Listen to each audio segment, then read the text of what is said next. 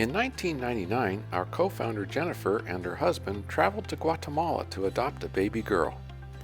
While in Guatemala, Jennifer, a family medicine doctor, witnessed the immense need for healthcare, nutrition, and public health interventions.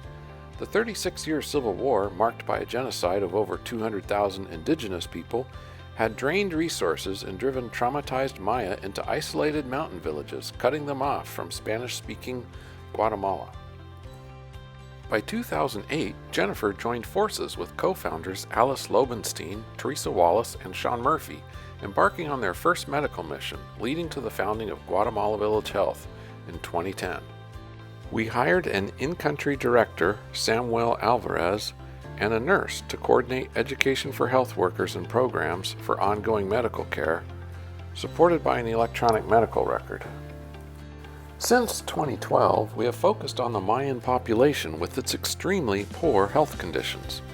We formed our own Quechua-speaking health team in El Astor with villagers Lesbia, an auxiliary nurse, and Julio, a teacher trained in health.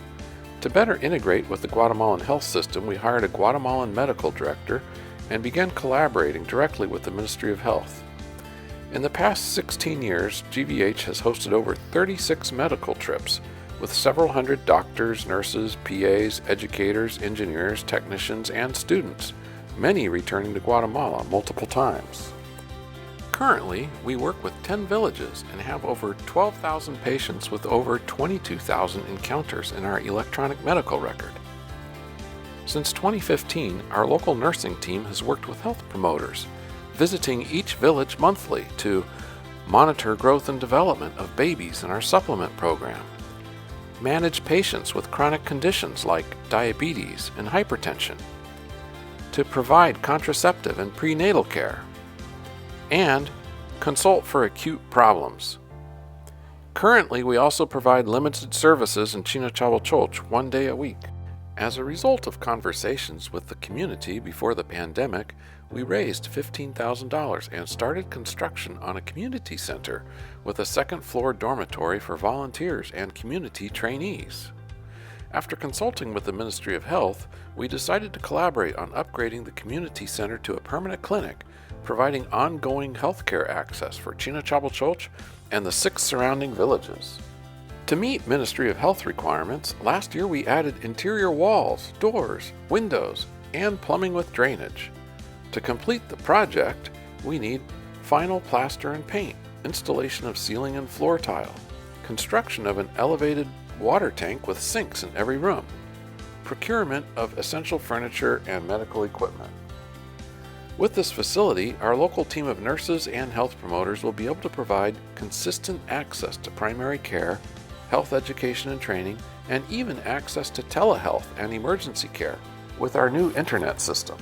For just $40,000, we can provide the only accessible source of regular medical care for 6 villages of 5,000 people. Imagine how things could have been different for this beautiful little girl, Candelaria. It began with a simple bug bite that became infected. Her mother tried her best, but the situation worsened. The nearest health care was a day's walk away. Eventually, a public health nurse visited their village, but only offered Tylenol. 2 weeks later, our North American medical team arrived in Chinachabilchoch, and the mother brought her daughter for a consult. We immediately started her on antibiotics and sent her on a grueling 9-hour bus ride to the public hospital in Guatemala City. There, she underwent emergency drainage of a potentially fatal abscess, requiring a skin graft and a month-long hospital stay, during which GVH supported her mother to remain by her side. Fortunately, today, the only remnants of her ordeal are a large scar and a deep fear of doctors. But what if? What if the Chinachabilchoch clinic had been there, completed and running, accessible to patients like Candelaria?